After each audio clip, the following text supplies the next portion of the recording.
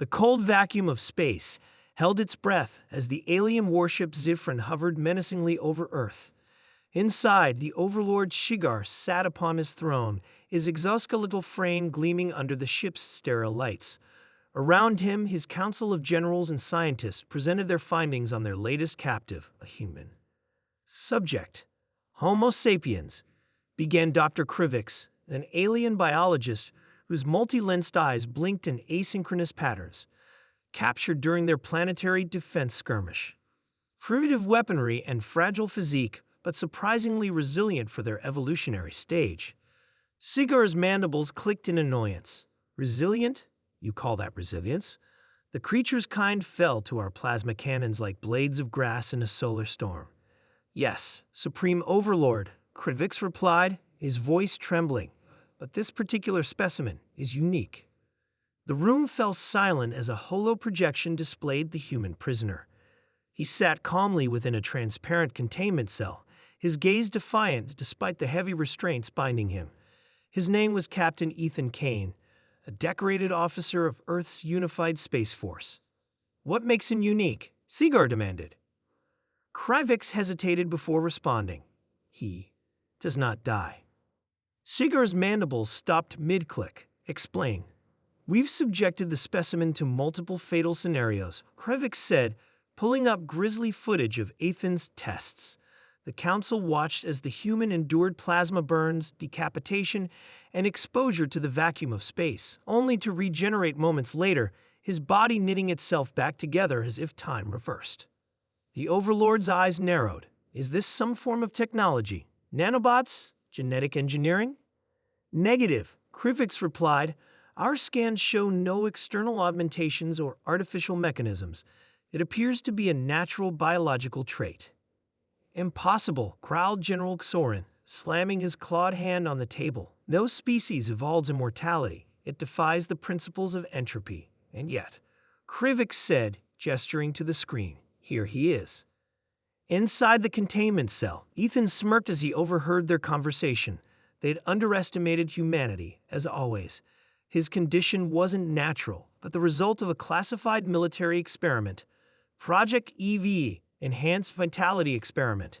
He was the only survivor, and while his ability to regenerate made him a formidable asset, it came at a cost. Every death brought excruciating pain, a reminder of his humanity despite his near invincibility. A soft chime echoed, and a portion of the cell's wall turned transparent. Beyond it stood Sigar, his towering frame imposing even through the barrier. Human, Sigar's voice boomed. You are an anomaly. Ethan's smirk widened. Takes one to know one. Your defiance is meaningless. We will unravel your secrets and use them to eradicate your species. Ethan leaned back against the cell wall, feigning nonchalance. Good luck with that. Sigar's mandibles twitched in irritation. You think this is a game? Your planet's defenses have crumbled. Your people are on their knees. Yeah, Ethan said, but you've made one critical mistake. And what is that? Ethan's eyes glinted with a mix of mischief and resolve. You pissed off the wrong species. Over the next few days, the Zephronians intensified their experiments. They exposed Ethan to unimaginable horrors, each time marveling at his regeneration. They failed to notice the subtle changes in their own ship. Vital systems began to glitch, security protocols faltered, and power surges rippled through the Zifron. Unbeknownst to his captors, Ethan had been covertly interfacing with their technology. Embedded in his body was a neural interface chip, another result of Project EVE, allowing him to hack into alien systems. With every test, he transmitted a cascade of viruses, dismantling their infrastructure bit by bit. Supreme Overlord, General Xorin reported during a crisis meeting. Our propulsion systems are failing. Shields are at 30%. How?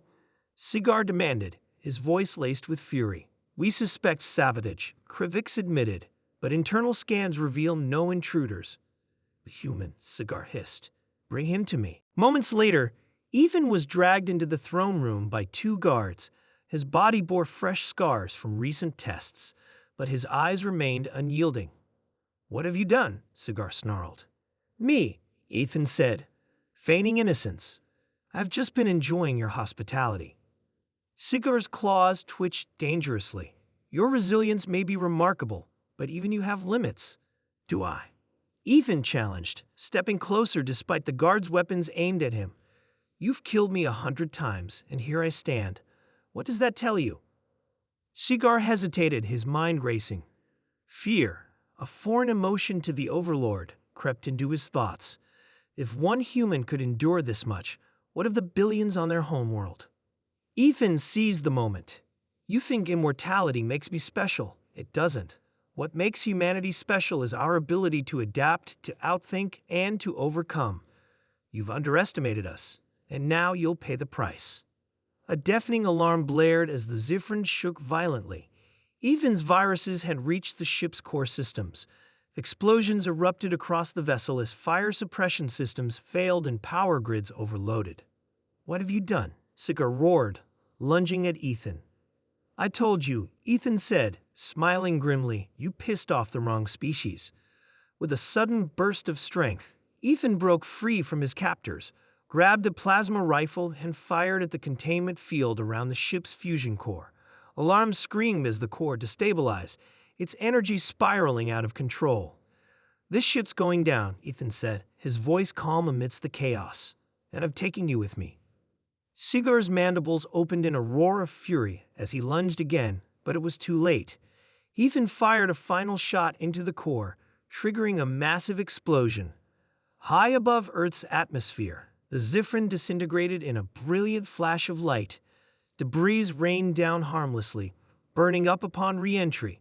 On the planet's surface, humanity's scattered resistance forces watched the spectacle with a mix of awe and hope. Against all odds, Earth had struck a blow against its invaders.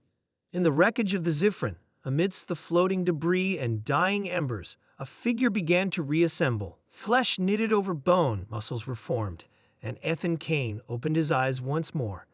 His body ached, but his spirit burned brighter than ever. Round 2, he muttered, scanning the stars for the next challenge. Humanity wasn't just surviving, it was fighting back, one immortal step at a time.